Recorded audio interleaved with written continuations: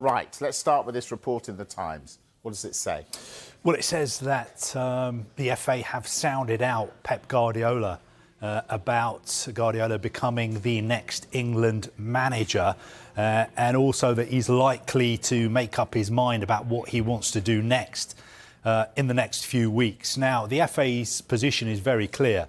They are not commenting on this report at all, and they're not commenting on the process to appoint a full-time England manager to take over after Gareth Southgate stepped down after the Euros. But what I can tell you, and it's not going to come as a surprise to you, is that Pep Guardiola would be the dream candidate. He would be the ideal candidate to become the England manager. The only problem, of course, is that he's the Manchester City manager. And we have to respect Manchester City. Yes, everyone's talking about the fact that his contract is going to run out at City at the end of the season. But we don't know whether he's going to sign a contract or not. At the moment, he's a City manager. I think we owe City the respect of not speculating about where Pep Guardiola is going to go next. But we can judge what the man himself said on Italian TV over the weekend, as we saw in that clip. He said, "I don't know what I'm going to do next." But mark my words, if he wants to become the England manager, the job would be his. Could they afford Pep Guardiola? Let's talk about that. All right.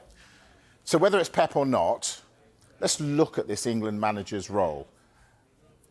Is it going to attract the best people, given how the job is at the moment? I'm not sure. I think what's happened is that club football has overtaken international football. Club football, if you are one of the elite managers in the world, is the place to be. Yes, international football is very glamorous and everybody watches it when there's a major tournament on. But for the rest of the time, I don't think it really appeals to the top managers. That is why I think maybe in the future we should move towards a model where countries like England, for instance, have two managers. So you have a manager, I can see you're surprised. Two managers? Yeah, you have a manager like Pep Guardiola who is given a contract every other summer for the tournament. So you would say to Pep, you manage England for the World Cup in USA 2026 and you manage England for the Euros in 2028. For the other games, the qualifiers and the Nations League, Lee Carsley could be in charge.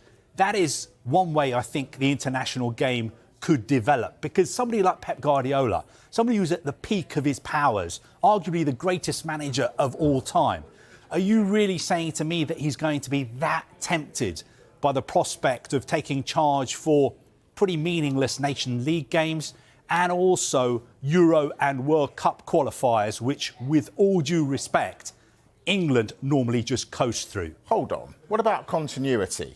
What about if Pep says, Gareth Southgate's a great example, didn't play Jack Grealish. Lee Carsley comes in, plays Jack Grealish. How can you have a situation where one manager fancies one player and the other one, for the tournaments, doesn't? What I'm saying to you is that being the England manager is all about winning major tournaments. It's not about getting to major tournaments. You don't need Pep Guardiola to get you to the World Cup finals. The next World Cup finals, they're in the USA, expanded to 48 teams. It's almost going to be impossible for England not to qualify. They have not lost a World Cup qualifier for 15 years. The last time they lost a World Cup qualifier was 2009 in Ukraine, 1-0, and they still qualified for the World Cup in South Africa in 2010. Look at their World Cup qualifying record. This century, they've only lost 3 World Cup qualifiers. The first one, 24 years ago, against Germany at Wembley. They still qualified for the next World Cup.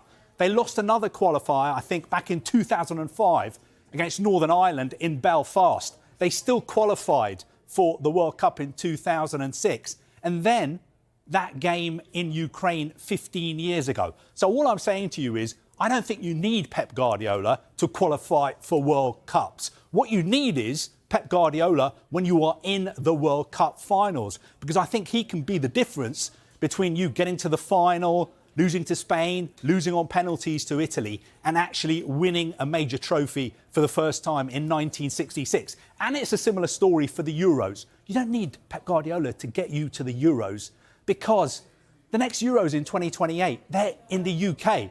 So England are almost certainly going to qualify automatically as hosts. So what I'm saying to you is, let Pep Guardiola have the best of both worlds. Say to him, Pep, you carry on managing Manchester City, but just for 5-6 weeks in the summer of 2026 and 2028, make yourself available to manage England. Just an idea that I'm putting out there. There is method in your madness, but I'm going to take you back to the... I'm just thinking outside the box. All right, yeah, which I like, but I'm going to take you back to the beginning. We're saying FA can't afford Pep Guardiola. How can they afford Pep Guardiola and another manager? Well, I think they could afford Lee Carsley. I'm not sure how much he earns, but it is a very modest sum compared to what managers in the Premier League earn. And I think with Pep Guardiola, he could carry on being a club manager, but he would have to be available to work every other summer for England.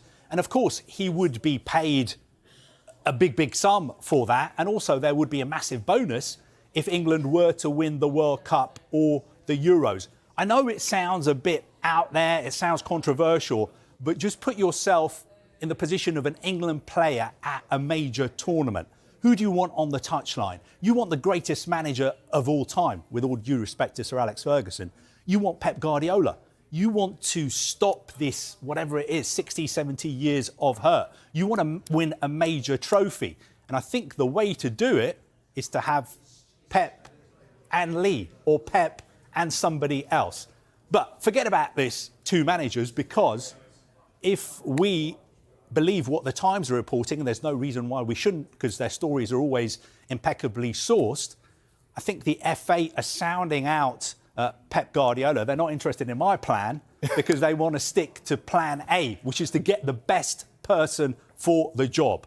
And I'm sure everybody in the football world would agree that the best person for the job is Pep Guardiola. And if you can get him, go out and get him. Pep Guardiola offers Man City contract update.